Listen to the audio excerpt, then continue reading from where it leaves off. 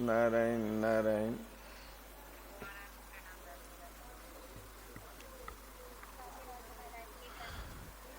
ओम गुरुर्ब्रह्मा गुरुर्विष्णु गुरुर्देवो महेश्वरः गुरुः साक्षात् परब्रह्म तस्मै श्री गुरवे नमः। ध्येयं सदा परिभवग्नमभीष्टदोहम् तीर्थास्पदं शिविविरिञ्चिनुतं शरण्यं वृत्त्यार्तिहं प्रणतपालभवाब्धिपोतम् वन्दे महापुरुषते चरणारविन्दम्।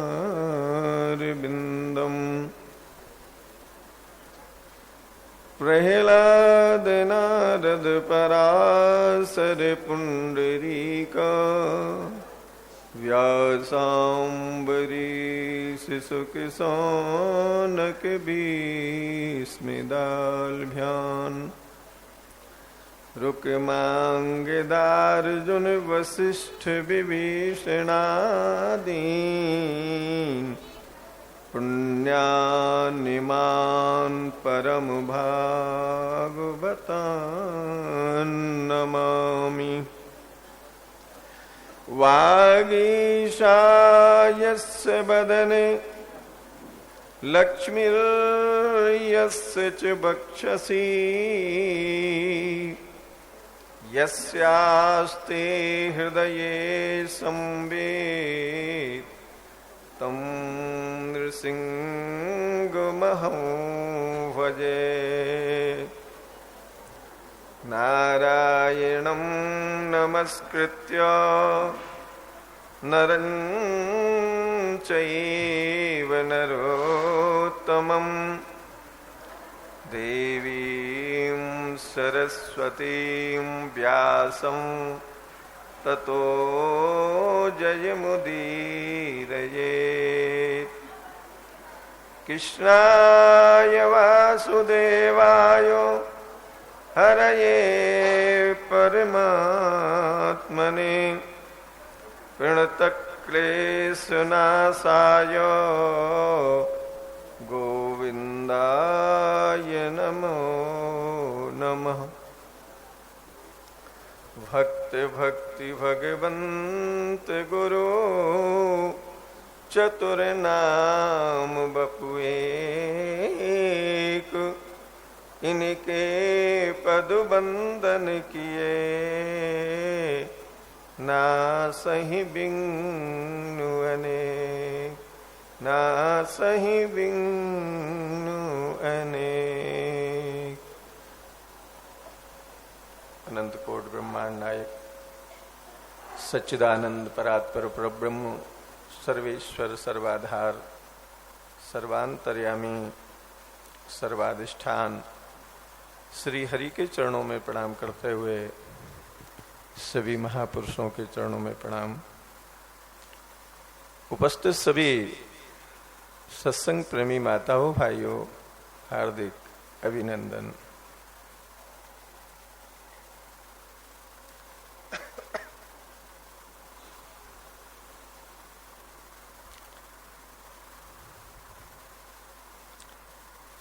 आज प्रातःकाल हम लोगों ने श्रद्धेय स्वामी जी महाराज की वाणी से श्रवण किया।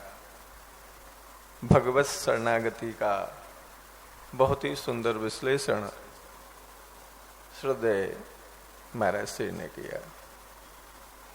आप लोगों को ठीक लगता हो तो इसी विषय को थोड़ा सा चलाएं।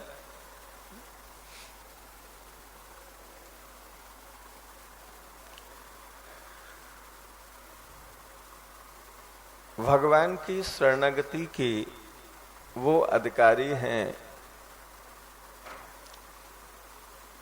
जो साधन से भगवत प्राप्ति नहीं कर सकते, जिनमें करने की सामर्थ्य नहीं है, योग्यता नहीं है, जो कुछ नहीं कर सकते। जो कुछ कर सकते हैं वो तो करते हैं अपने आप, और रोकने से नहीं रोकते। पर जब साधक ये देख लेता है कि मैं कुछ नहीं कर सकता, मेरे से कुछ नहीं हो सकता, तो जो साधक अपने साधन के बल से भगवान को प्राप्त नहीं कर सकता, अपनी योग्यता से, अपने बल से, अपने प्रयास से, उनके लिए भगवान ने शरणागति का उपदेश किया है। शरणागति का उपदेश कब किया है? जब दोनों सेनाएं कुरुक्षेत्र में युद्ध के लिए तैयार थी, तो अर्जुन ने कहा मेरा रथ दोनों सेनाओं के बीच में खड़ा करो, मैं देख लूं कौन कौन किस किस से हमें युद्ध करना है। सैन्योर भयोर मध्य रथम स्थापयमेच्युत, मेरे रथ को दोनों सेनाओं के बीच में खड़ा कर दो। भगवान ने ले जाकर के रथ को दोनों सेनाओं के बीच में खड़ा किया। जब रथ को दोनों सेनाओं के बीच में खड़ा कर दिया, तो अर्जुन ने जब देखा अपने स्वजन, अपने संबंधी, अपने मित्र साथी सब अपने ही अपने, चाहे अपने पक्ष में हो चाहे विपक्ष में हो, वो भी अपने संबंधी है। ऐसे लोगों को मारने का हमने संकल्प किया है, इतना बड़े पाप करने का हमने निश्चय किया है, मैं ऐसे राज्य का क्या करूंगा, मैं ऐसे ऐश्वर्य का, भोगों का क्या करूंगा जिनमें मैं अपने ताऊ, चाचा, संबंधी, अपने मामा और अपने संबंधियों का कत्ल करके और फिर ऐसे खून से लथपथ सिंहासन पर बैठ करके मैं सुखी हो जाऊंगा। संबंधियों को देख करके अर्जुन जो है घबरा गए। गांडीवम संस्कृते हस्ता तुकचैव परिदय्यते न च शक्नो में बस्ता तुम भ्रमती विच में मनाह। महाराज वो गांडीव हाथ से गिर गया, घबरा गए अर्जुन, भयभीत हो गए, किं कर्तव्य मूढ़ हो गए, निर्णय करने में सक्षम नहीं रहे, मुझे इस समय क्या करना चाहिए क्या नहीं करना चाहिए। इस बात को जब भगवान ने देखा कि अर्जुन तो शिथिल हो रहा है, भयभीत हो रहा है, तो भगवान ने सुंदर उपदेश देना शुरू किया है। दूसरे अध्याय से यहां गीता जी का प्राकट हो रहा है। भगवान ने सुंदर उपदेश, ज्ञानोपदेश, जो कि ज्ञान का उपदेश किया है, कर्मयोग का उपदेश किया है और अंत में भक्ति का उपदेश किया है। भगवान ने सारा विषय कहा है। इतना गोपनीय, इतना सीक्रेट विषय है ये, जिसे भगवान अर्जुन के अलावा किसी के सामने कहना नहीं चाहते, किसी को सुनाना नहीं चाहते। क्योंकि कोई भी जो बड़े लोग होते हैं, सज्जन लोग होते हैं, वो ये कहने में उनको संकोच होता है तो तुम मेरी शरण में आ जा। इस बात को भगवान सबके सामने नहीं कैसे, इतना गोपनीय सीक्रेट विषय है। वही गीता जी जो अर्जुन को भगवान ने सुनाई थी, वो की वही गीता जी आज हम लोग सुन रहे हैं, जो साक्षात भगवान के श्री मुख की वाणी है। तेने यम बांगमयी मूर्ति, ये भगवान का साक्षात विग्रह है। गीता सुगीता कर्तव्या के मन्नी शास्त्र विस्तरई या स्वयं पद्मनाभस्यो मुख पद्मा विनिश्रिता। भगवान जो है ये अन्य शास्त्रों की जरूरत नहीं है, सर्वोपनिषदो गावो दोग्धा गोपाल नंदना पार्थो वत्सा सुधीर भोक्ता दुग्धम गीता मृतम महत। ये सारे वेद शास्त्र उपनिषदों का सार निचोड़ तत्व भगवान ने गीता में रख दिया है। जब भगवान ने देखा कि कलियुगी जीव वेदों को पढ़ने में सक्षम नहीं है, समझने में सक्षम नहीं है, पुराणों को पढ़ने का समय नहीं है, वेदों का अध्ययन का समय नहीं है, उनमें योग्यता नहीं है, तो भगवान ने सबका सार निकाल करके, तत्व निकाल करके गीता जी में अर्जुन के माध्यम से वो तत्व, वो ज्ञान हमारे को दिया है। जो गीता जी बड़े बड़े महापुरुषों ने सुनाई, भगवान ने सुनाई, जो हरेक को सुलभ नहीं है। इदम ते ना तपस्कायो ना भक्ताय कदाचनो। जो अभक्त हैं, श्रद्धालु नहीं है, भगवान को प्रेम नहीं करते, अपना नहीं मानते, ऐसे लोगों के बीच में इस ज्ञान को मत कहना कभी।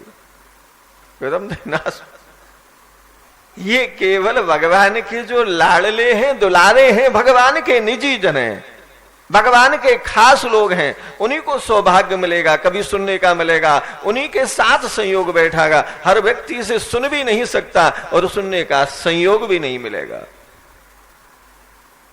क्योंकि ये गीता ग्रंथ भगवान के पास ले जाने वाला एक ऐसा ग्रंथ है जो आपको भगवान से मिलाकर के छोड़ेगा।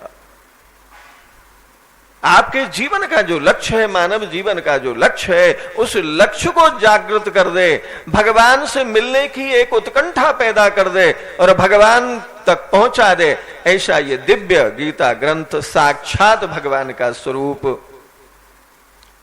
मुख पद्मा विनिश्रुता, स्वयं भगवान ही इस गीता के रूप में प्रकट होते हैं।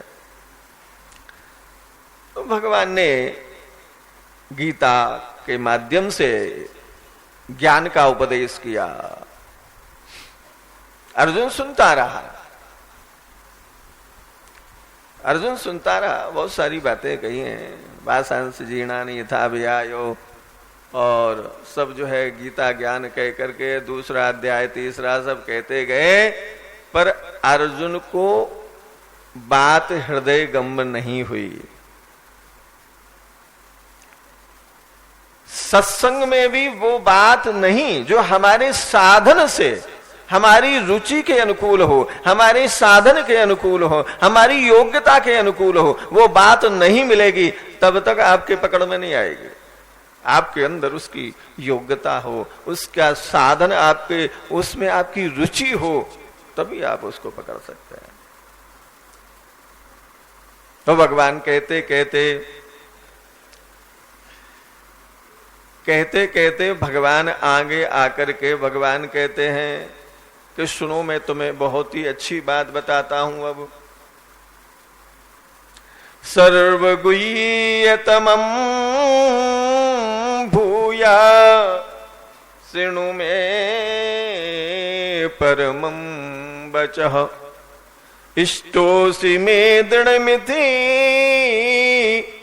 ततो बक्षामि ते हितम्।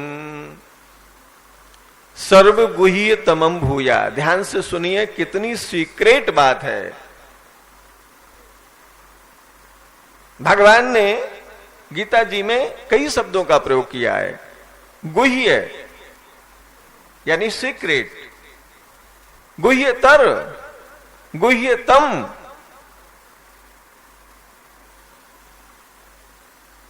और सर्वगुह्यतम, यानी जितने गोपनीय विषय हैं उन सब में जो अत्यंत गोपनीय सीक्रेट विषय है वो मैं तेरे लिए कह रहा हूं, और हर एक के सामने मैं नहीं कह सकता। वो बात तुम्हें सुना रहा हूं, ध्यान से सुनो। तो भगवान ने जो है ऐसा सुंदर उपदेश, सर्वगुह्यतमं भूया शृणु मे परमं वचो, इष्टोऽसि मे दृढमिति ततो बक्षामि, तेरे हित के लिए मैं वो परम वचन कह रहा हूं जिससे तू मोह से, जो मोहाग्रस्त हो करके, शोकाकुल हो करके जो परेशान हो रहा है, तेरे मोह का नाश करने में ये ज्ञान, ये विषय समर्थ है। इसलिए अर्जुन सावधान होकर के सुनो। भगवान कहते हैं कि मन मना भव मद भक्तो मद्याजी माम नमस्कुरु मामे वैश्यसि सन। भगवान कह रहे हैं कि मन मना भव, मेरे में मन वाला हो जा, यानी मैं अपनी चित्त वृत्ति को मेरे में लगा दे सर्वथा। मद्याजी, मेरी पूजा कर, मेरी उपासना कर, मेरे को प्रणाम कर, मेरा भक्त हो जा। मामेवैश्यसि युक्तैवो, ऐसे तू जो है मेरी शरण में हो जाएगा। मामेवैश्यसि, तो कह रहे हैं कि संपूर्ण विघ्नों से तर जाएगा। तो जो सीक्रेट बात भगवान इतने उसको थोड़ा सा कई बार घुमा करके कह रहे हैं कि बहुत ही सीक्रेट विषय है, बहुत ही गोपनीय विषय है, ये हर एक के सामने नहीं कह सकते, मैं तेरे को। इसलिए भगवान अर्जुन की मानसिकता को तैयार कर रहे हैं कि अर्जुन तैयार हो जाए, एकाग्र हो जाए, अत्यंत विषय जो सीक्रेट है उसे सुनने के लिए। एंड में भगवान कहते हैं कि सर्वधर्मान परित्यज्य मामेकं शरणं व्रज अहं त्वा सर्व पापेभ्यो मोक्षयिष्यामि मा शुचः। सर्वधर्मान परित्यज्य मामेकम शरणं व्रज।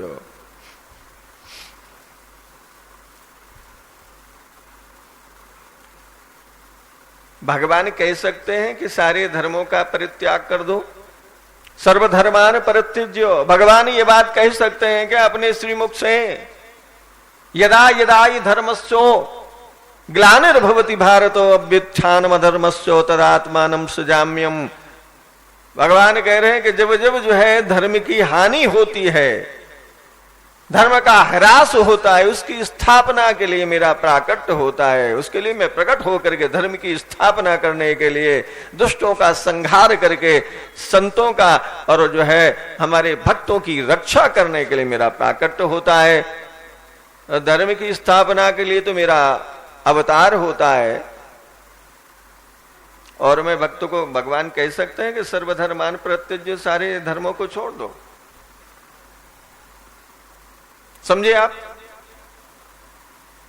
भगवान ये नहीं, सर्वधर्मान परित्यज्य का अर्थ ये नहीं है सारे धर्मों को छोड़ दो, अपने कर्तव्य कर्मों को छोड़ दो, अपने जो है आपके जीवन में सामने जो नियत कर्म है, कर्तव्य कर्म है, धर्म है, उसे छोड़ने के लिए भगवान कदापि नहीं कहते। भगवान ये कह रहे हैं कि तुमने जो धर्म का आश्रय ले रखा है कि इस धर्म के पालन से मैं मुक्त हो जाऊंगा, मैं भक्त हो जाऊंगा, मैं प्रेमी बन जाऊंगा, वो आश्रय छोड़ दो। धर्म के भगवान कभी भी धर्म के जो है त्याग के लिए नहीं कह सकते, क्योंकि धर्म का त्याग, धर्म के त्याग करने वाले को कभी भी भगवान की प्राप्ति नहीं हो सकती। मामाश्रित्य यतन्ति ये, मेरा आश्रय लेकर के यत्न करो। धर्म का आश्रय जीवन में नहीं होना चाहिए। अच्छे कर्मों का, भलाई करने का, दूसरों का हित करने का, सेवा करने का, इसका आश्रय जीवन में नहीं हो कि इसके बल से हम भगवान को प्राप्त कर लेंगे, भगवान की प्राप्ति हो जाएगी। भगवान ये कहना चाहते हैं कि आश्रय मेरा, मामा श्रुति यतन्ति, मेरा आश्रय रख करके तुम जो है साधन करो। मेरे यहां साधन करने का बात कही नहीं रहे भगवान। भगवान क्या कह रहे हैं कि सर्वधर्मान परित्यज्य मामेकम, केवल एक मेरी शरण में आ जाओ।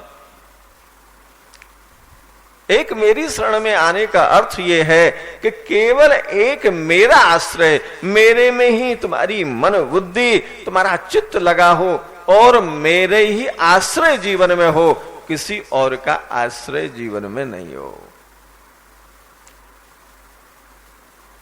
भगवान साधन के लिए नहीं कह रहे हैं, शरणागति कोई साधन नहीं है। शरणागति कोई साधन है? शरणागति में कुछ करना है? जैसे छोटा बालक अपने आप को मां की गोद में सौंप दे, मां की गोद में बैठ जाए और मां उसको लेकर के उसका लाड़ प्यार करे, दुलार करे, उसको अपनी जो है उसका दुलार करे, तो केवल गोद में बैठना है, करना कुछ नहीं है। शरणागति का मतलब यह है कि बालक की तरह मैं कुछ नहीं कर सकता और मुझे आपकी गोद चाहिए, आपकी प्राप्ति चाहिए, आपका प्रेम चाहिए। तो उसके लिए भगवान कह रहे हैं कि तुम्हें यदि वास्तव में प्राप्ति करनी है और तुम कुछ कर भी नहीं सकते, तो ऐसा व्यक्ति वो कहीं भी हो, किसी अवस्था में हो, किसी वर्ण में हो, कैसा ही हो, वो हर व्यक्ति ये कह सकता है कि हे नाथ, मैं आपका हूं, मैं आपकी शरण में हूं, आपके सिवाय मेरा कोई नहीं है। ये बात कहना मात्र से ही आप संपूर्ण जितने भी साधन हैं वो सब पूरे हो जाएंगे। सारे संपूर्ण साधन करने के बाद ये मति पैदा होती है भगवान के शरणागत होने की। शरणागत होना इतना आसान काम नहीं है।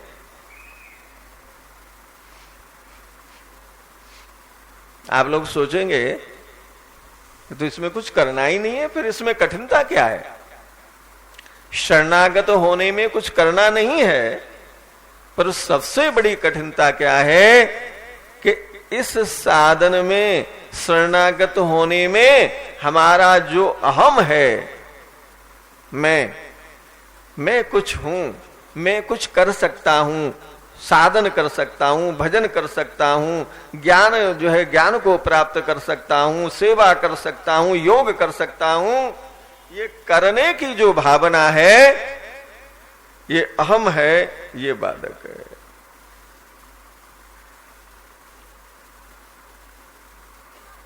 जब ये भाव जागृत हो जाए कि मैं कुछ नहीं कर सकता, अपने अहम को, अपने मैंपन को भगवान के चरणों में सौंपने का नाम शरणागति है। मेरे अलावा आपके सिवाय मेरा कोई नहीं है, ऐसी बुद्धि, ऐसी मति भगवान और संतों की कृपा के बगैर नहीं प्राप्त होती। तो शरणागत कौन हो सकता है? अर्जुन शरणागत क्यों हुआ? अर्जुन गीता जी का उपदेश शरणागति से ही शुरू हुआ है। शिष्यस्ते हम सादिमाम त्वाम प्रपन्नम कारपर्ण दोषो पहतस्व भाव पृच्छामि त्वाम धर्म सम्मूढ़ चेता रक्षे यस्यान्निश्चितम ब्रूहि तन्मे शिष्यस्ते हम सादिमाम त्वाम पर। यदि अर्जुन शरणागत हो गया होता तो आगे गीता जी का उपदेश नहीं होता। अर्जुन कह रहा है कि मैं आपके शरणागत हूं, मुझे उपदेश कीजिए, मेरे संशय का नाश कीजिए, मेरे कर्तव्य का मार्गदर्शन कराइए कि मुझे क्या करना चाहिए। ऐसी उलझन के समय एक तो मैं अपने जो है कल्याण को चाहता हूं, श्रेय को चाहता हूं, दूसरा सामने ये भयंकर परिस्थिति सामने खड़ी है। ऐसी विपरीत परिस्थिति, हमारे सामने ऐसी विपरीत परिस्थिति आ जाए तो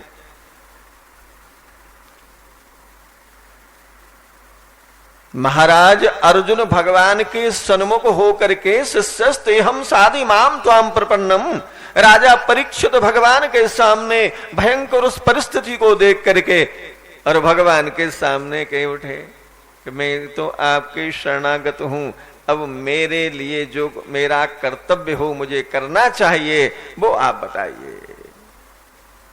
मुझे क्या करना चाहिए, क्या नहीं करना चाहिए? मेरी मौत सामने खड़ी है, मेरा कल्याण हो, आप मुझे बताइए।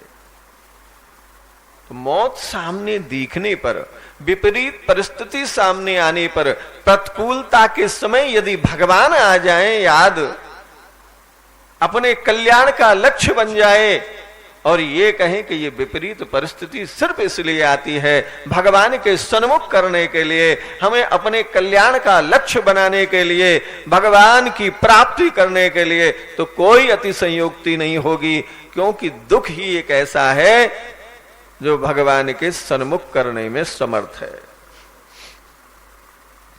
पर एक बात ध्यान रखना, दुख याद आने पर, दुख की परिस्थिति सामने होने पर हर व्यक्ति भगवान के सन्मुख नहीं हो सकता। इतनी भयंकर विपरीत परिस्थितियां लोगों के जीवन में होती हैं कि लोग सुसाइड कर लेते हैं, लोग मर्डर कर देते हैं, सुसाइड कर लेते हैं, खुद मर जाते हैं, लोगों को मार देते हैं, पागल हो जाते हैं, क्या क्या नहीं करते हैं, पर भगवान को याद नहीं कर पाते, भगवान के सन्मुख नहीं हो पाते। ये विश्वास हृदय में पैदा हो कि सारे विश्व का नियंता, सारे विश्व का आधार, सारे विश्व का आश्रय, सारे विश्व का संचालन करने वाला जो परमात्मा है, वो सर्वसमर्थ परमात्मा हमारी समस्या को दूर कर सकता है, वो हमारे जीवन में पुनः खुशहाली ला सकता है। ये विश्वास भीतर जमना जरूरी है।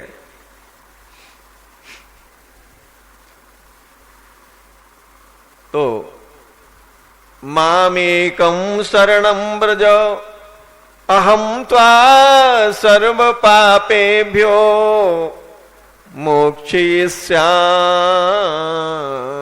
मा शुचः। भगवान ने ये शब्द क्यों कहा, अहं त्वा सर्व पापेभ्यो मोक्षयिष्यामि? यहां ये कहने की जरूरत क्या थी? अर्जुन भयभीत था, मैं ऐसा विपरीत काम, धर्म विरुद्ध काम, शास्त्र विरुद्ध काम करने जा रहा हूं जिससे जो है मुझे भयंकर पाप लगेगा, मुझे नरकों में जाना पड़ेगा, और मेरे जो है, हमारे जो है बहुत सारी स्त्रियां वो हो जाएंगी, विधवा हो जाएंगी, और वर्ण संकर पैदा हो जाएंगे, और जो है हमारे कुल का नाश हो जाएगा, कुल का नाम कुलस्य चो। तो ऐसा उसको भय था कि मैं बहुत बड़ा पाप करने जा रहा हूं।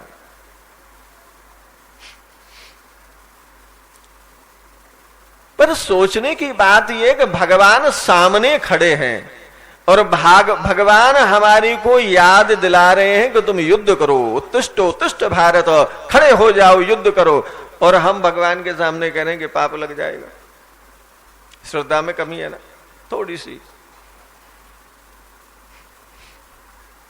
भगवान कह रहे हैं कि युद्ध करो, और हम कह रहे हैं कि ये तो बहुत बड़ा पाप कर्म है, इससे पाप लग जाएगा, खून की नदियां बह जाएंगी, लोग बेघर हो जाएंगे, महान अनर्थ हो जाएगा। पाप पुण्य की डेफिनेशन किसी क्रिया से नहीं होती। अच्छी बुरी क्रिया से पाप पुण्य का निर्णय नहीं होता। पाप पुण्य का निर्णय आपकी भावना से होता है। आप इस काम को किस भाव से कर रहे हैं, किस लक्ष्य को लेकर के कर रहे हैं, उससे निर्णय होता है पाप और पुण्य का। एक महान पापी था, कोई छोटी सी कथा याद आ गई, जिसने लगभग 100 मर्डर कर रखे थे। लोगों को लूट लेना, मार देना, इतना ही काम था। जंगल में रहना, लोगों को लूट लेना, पकड़ लेना, मर्डर कर देना, उनसे छीन लेना।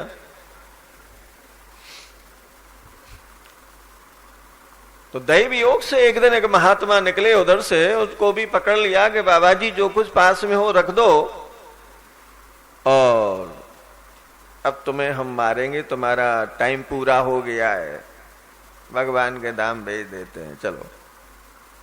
तो महात्मा जी ने समझाया कि भाई देखो ऐसा है बेटा, मार दोगे मैं तो मर जाऊंगा, पर आपने ये सोचा कि ये जो काम हम कर रहे हैं इसका रिजल्ट क्या है, ये बात हमें सोच लेनी चाहिए। जो भी काम हम कर रहे हैं उसका रिजल्ट आने वाले टाइम में क्या होगा। ये रिजल्ट को यदि लोग सोच लेते कि परिणाम में क्या होगा, तो क्या नरकों की जरूरत पड़ती।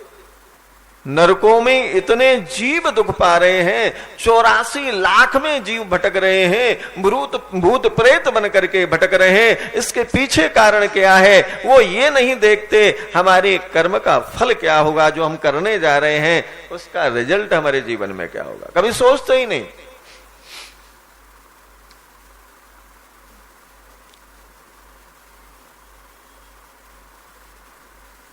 जबकि ये तस्मात् शास्त्रम प्रमाणम ते कार्याकार व्यवस्थित, शास्त्र प्रमाण है हमें क्या करना चाहिए क्या नहीं करना चाहिए, क्या पाप है क्या पुण्य है, किसका फल क्या होगा, इसके लिए शास्त्र प्रमाण है। मार तो दोगे, फिर इसके बदले आपको क्या मिलेगा, आपका क्या होगा आगे जाकर के।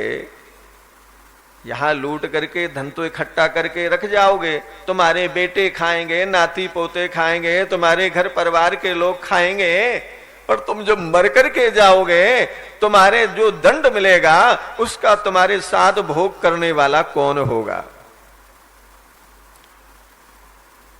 उसने कहा कि भोग करने वाला कौन होगा, जो लोग खाएंगे सब उसके पाप के भागीदार होंगे। महात्मा जी ने कहा कि पूछ के आओ कि किए हुए पाप में आप भागीदार होंगे कि नहीं। तो उसने घर वालों से जाकर के पूछा कि हम जो पाप कर करके, लोगों को मार करके, लूट करके जो धन ला रहे हैं तुम्हारी सेवा में, तुम उसका सुख भोग कर रहे हो, इस पाप में आप लोग भागीदार होंगे कि नहीं। चेयर पे बैठो, चेयर पे बैठो आराम से। तो घर वालों ने कहा कि आप पाप करके लाओ, पुण्य करके लाओ, लोगों को मार करके लाओ, तो लोगों की पूजा करके लाओ, हमें इससे कोई फर्क नहीं है। तुम्हारा दायित्व है हमारा भरण पोषण करना, तुम तो लेकर के आओ, कहीं से लाओ और कैसे भी लाओ, पाप पुण्य तुम जानो, तुम्हारा दायित्व का पालन करो। उसने देखा कि हम इतने बड़े भयंकर पाप कर करके लोगों को सुख दे रहे हैं, सेवा कर रहे हैं, घर के लोग कह रहे हैं कि हमें कोई मतलब नहीं तुम्हारे पाप पुण्य से, तुम जानो तुम्हारा काम जाने। महात्मा जी के चरणों में पड़ गया कि महाराज ऐसी कृपा करो कि मैं इन पापों से छूट जाऊं। हो गया सो हो गया, क्या अब जो है गलती नहीं करेंगे। भगवान यही हमारे श्रीमुख से सुनना चाहते हैं, क्या जो भूल हो गई जीवन में, जो पाप हो गए सो हो गए, अब नहीं करेंगे।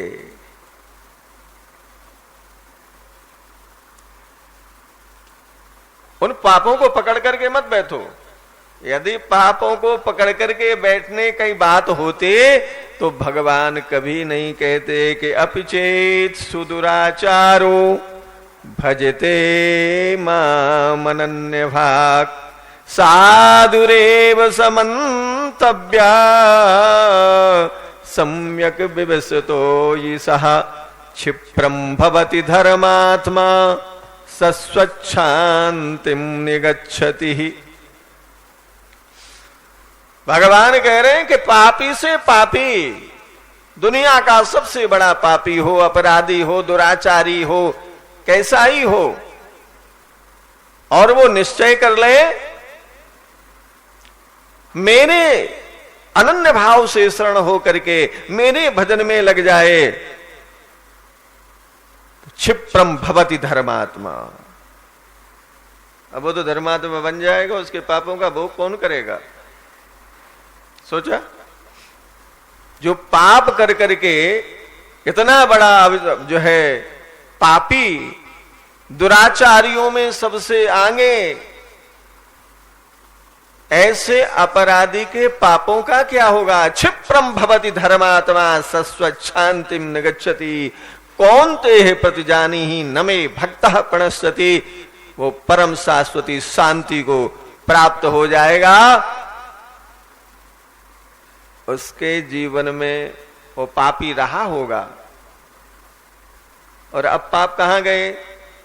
कि सने मुखे होए जीव मोहि जवही, सने मुखे होए जीव मोहि जवही, जन्मे कोटे अगना सहित वही, जन्मे कोटे अगिना सहित। भगवान से विमुख जीव ही पापी रहता है। बाली ने भी कहा, प्रभु अजहूं मैं पापी?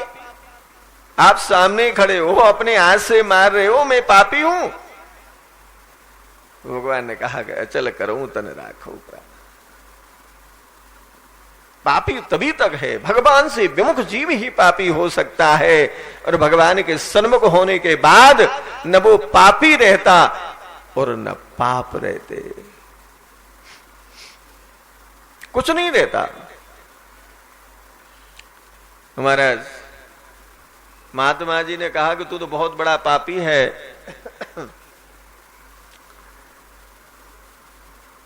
कैसे तुम्हारी पापों का नाश होगा, मैं नहीं विचार कर पा रहा।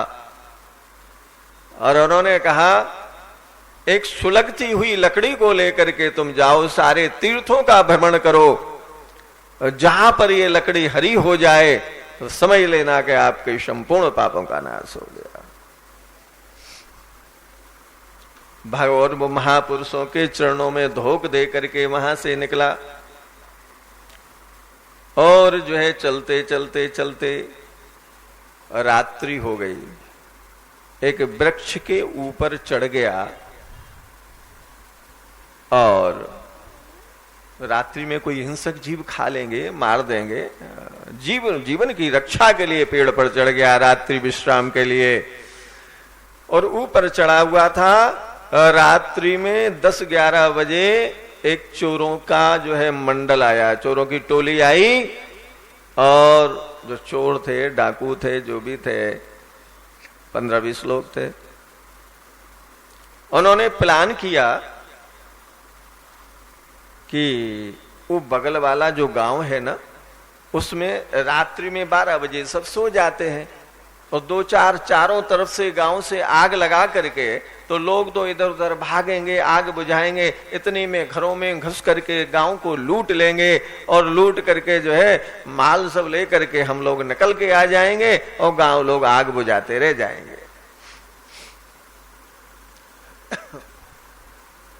तो वो जो ऊपर बैठा था वो बहुत ही पहलवान था, बहुत मस्त था, यंग, और जलती हुई उसके पास लकड़ी थी। उसने सोचा कि मैंने 100 मर्डर तो कर दिए, इतना पाप तो लगा हुआ है ही, अब और सही थोड़े 15-20 लोग हैं, ये भी मर्डर यदि हो जाए तो कोई खास बात नहीं है, पर कम से कम एक गांव की तो रक्षा हो जाएगी, जिसमें सैकड़ों हजारों लोगों की रक्षा हो जाएगी। नहीं तो लोग जो है मर जाएंगे, उनके धन जन की हानि हो जाएगी। ऐसी विचार करके वो रात्रि में वो अपनी लकड़ी लेके नीचे उतरा, और लेकर के जो सामने आए, जो डाकू सामने आए, उसी के लाठी जोर से दे और एक में ही ढेर कर दे। एक एक से करके उसने जो भी 15-20 लोग थे सबको मार करके जैसे ही फ्री हुआ कि उसकी जो लकड़ी थी वो जो है क्या पल्लवित हो गई, पुष्पित हो गई, फलित हो गई, और वो देख करके आश्चर्यचकित हो गया। कि जलती हुई लकड़ी हरी कैसे हो गई? इतने लोगों को मारने का हमने पाप किया अभी वर्तमान में, और पाप करने के बाद ये लकड़ी हरी हो गई। हमारी सैकड़ों हत्याओं का प्रायश्चित हो गया। उसको आश्चर्य हुआ और वहां से चल करके वो आया महात्मा जी के पास। महात्मा जी का स्थान था पास में। महात्मा जी से पूछा कि महाराज कि मैं तो किसी तीर्थ में नहीं जा पाया, किसी तीर्थ में नहीं पहुंच पाया और कुछ भी नहीं कर पाया, केवल रात्रि विश्राम, ये पहली रात्रि की विश्राम था और मैंने 15-20 जो है मर्डर और कर दिए और ये लकड़ी हरी हो गई। तो महात्मा जी ने कहा कि लकड़ी हरी हो कैसे गई लोगों को मारने से?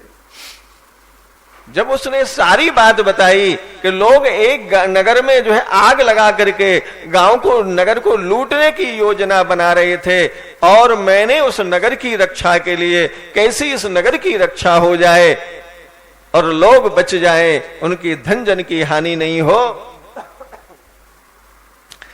इस भाव को करके मैंने उनको मारा है। तो वो कहने लगे महात्मा जी के गहना कर्मणो गति, कर्मों की गति बड़ी गहन है। किस कर्म का क्या फल होगा ये समझना बड़ा मुश्किल कार्य है। क्यों कि फल मिलता है क्रिया से नहीं, किसी असत अच्छी बुरी क्रिया का फल नहीं मिलता, उसके पीछे जो भाव होता है, उद्देश्य होता है, उससे फल मिलता है। आप वो क्रिया क्यों कर रहे हैं, वो क्रिया जो कर रहे हैं वो क्यों कर रहे हैं, किस लिए कर रहे हैं, उससे फल मिलता है। इसलिए जो है महाराज उन्होंने, महात्मा जी ने कहा कि गहना कर्मणो गति, कर्मों की गति बड़ी गहन है। इसलिए ये कहा गया है कि किसी भी कर्म का क्या फल होगा ये नहीं कहा जा सकता। आपकी भावना पवित्र होनी चाहिए। पवित्र भाव से यदि आप कैसा ही कर्म कर रहे हैं तो उसका फल बुरा नहीं हो सकता, अच्छा ही होगा। तो महाराज, अहम त्वा सर्व पापेभ्यो मोक्षयिष्यामि मा शुचः। भगवान के शरणागत होने पर जन्म जन्मांतर के जो पापों का संग्रह है, जो पूंजी है, संचित कर्म है, क्रियमाण है, प्रारब्ध है, भस्मसात कुर्तेर्जनो, सारे भस्मसात हो जाते हैं। ध्यान दिया? भगवान के शरणागत होने पर संपूर्ण पापों की हानि हो जाती है। यदि भगवान के सन्मुख होने पर, शरणागत होने पर यदि पापों का नाश नहीं होता, प्रारब्ध का नाश नहीं होता, उसे भोग करना पड़ेगा, तो भगवान के शरणागत कौन होगा? हम अपने कर्मों का भोग करके भगवान की प्राप्ति कर लेंगे। भगवान के जो है शरणागत होने का भाव ये होता है कि मैं अब कुछ भी नहीं कर सकता, न कोई साधन कर सकता, न कर्मों का फल भोग सकता, मैं कुछ नहीं कर सकता, मैं तो अब आपका हो गया, बस इतना ही कर सकता हूं।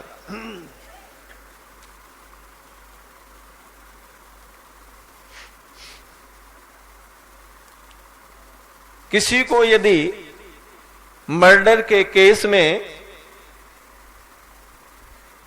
और सजा हो गई, मृत्युदंड हो गया, तुमने मर्डर किया है, तुम्हें मृत्युदंड दिया जाएगा। उसके ऊपर केस चला, केस चलते चलते जज ने फैसला कर दिया कि तुम्हें मृत्युदंड दिया जाएगा। अब मृत्युदंड दिया जाएगा तो दिया ही जाएगा। पर वो जो व्यक्ति था जिसको दंड जो है मिला, उसका संपर्क था जो है किससे? राष्ट्रपति जी से। जो रामनाथ कोविंद कल आए थे ना, राष्ट्रपति जी, तो ऐसे राष्ट्रपति से संपर्क था।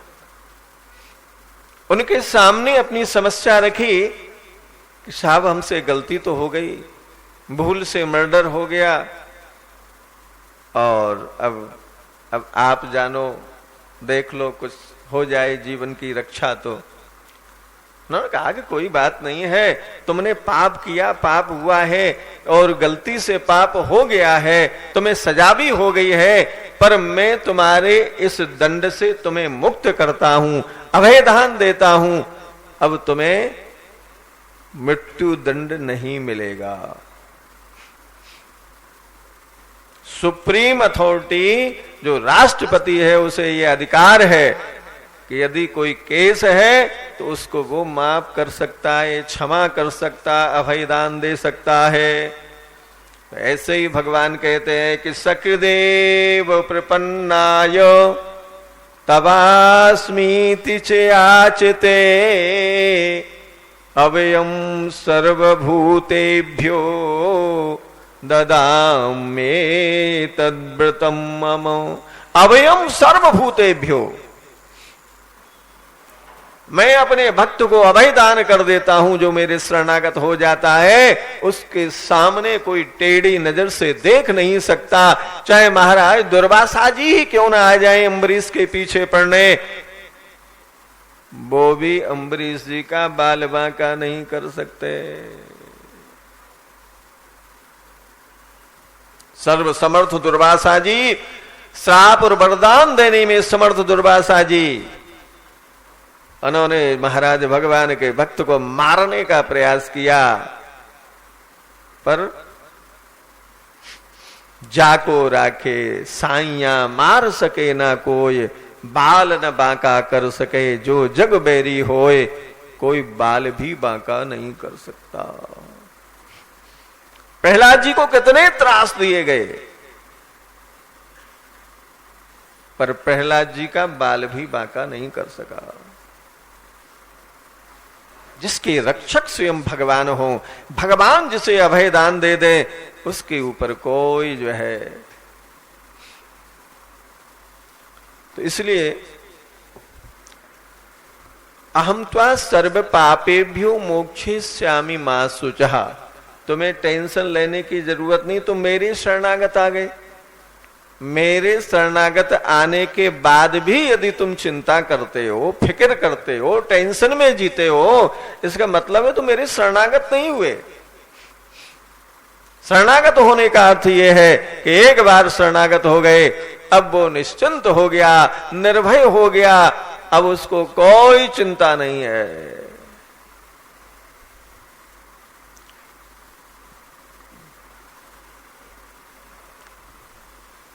भगवान के शरणागत हो जाने वाले को काहू केवल भजन को और काहू के आचार, व्यास भरोसे कुंवरी के सोवत पाव पसार।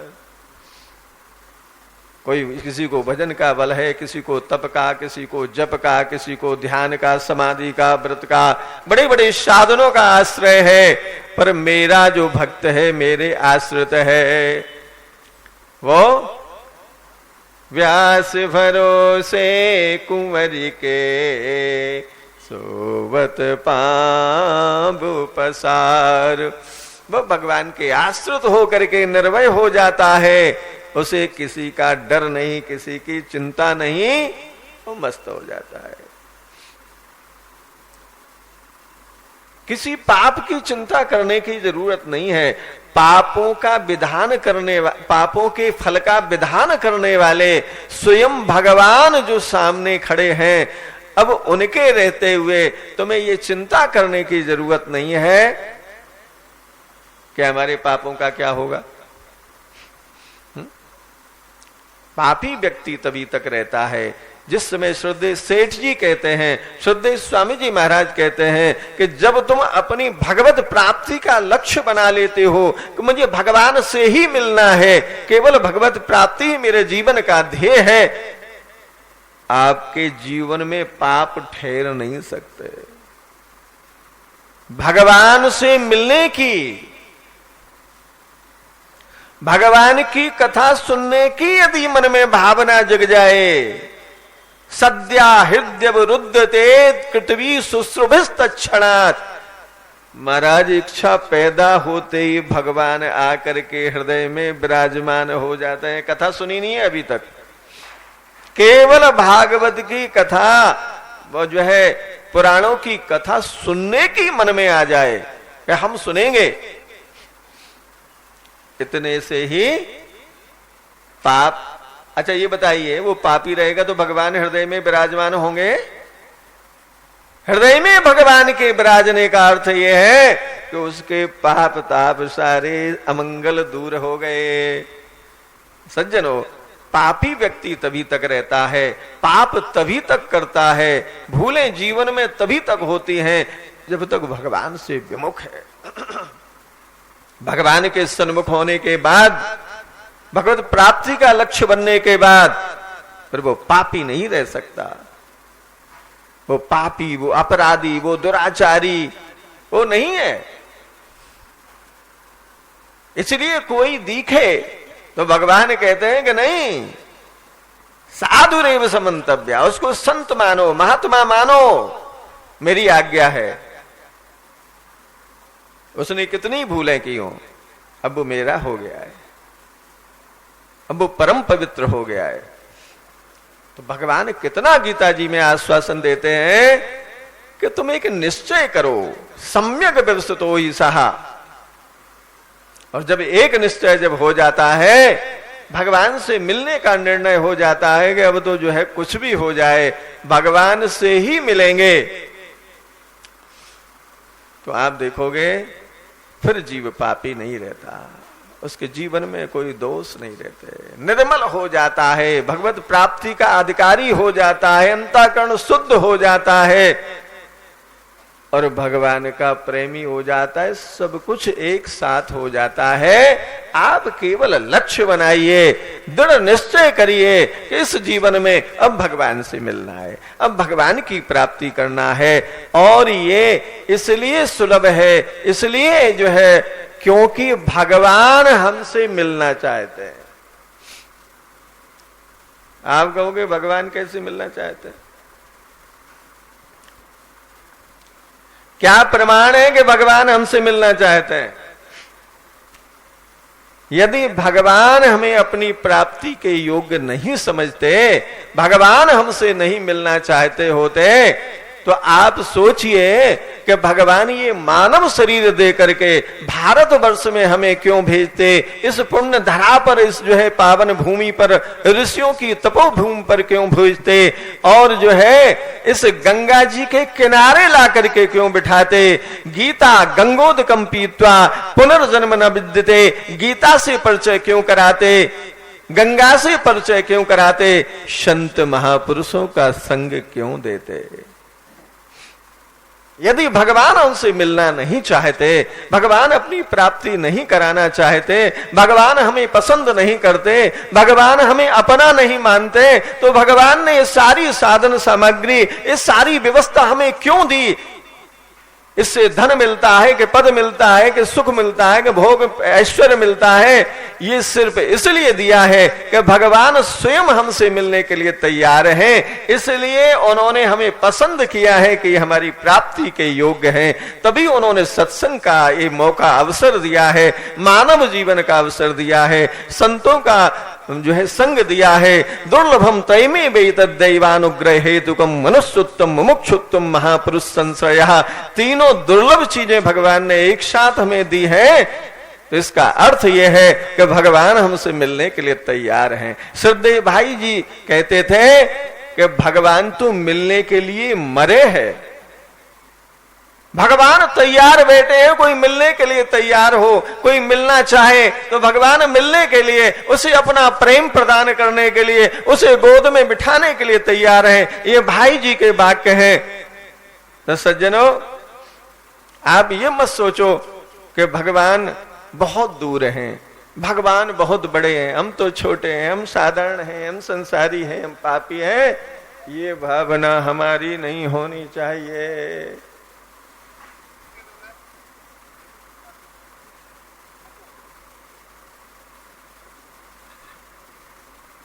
श्रीमन्नारायण नारायण नारायण श्रीमन्नारायण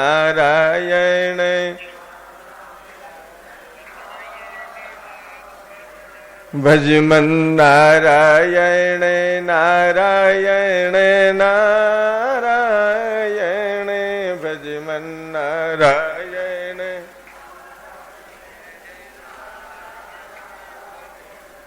श्री हरि नारायण नारायण नारायण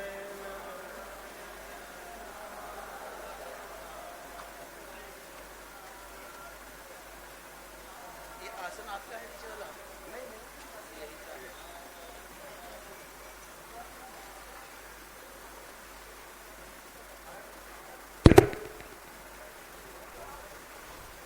राम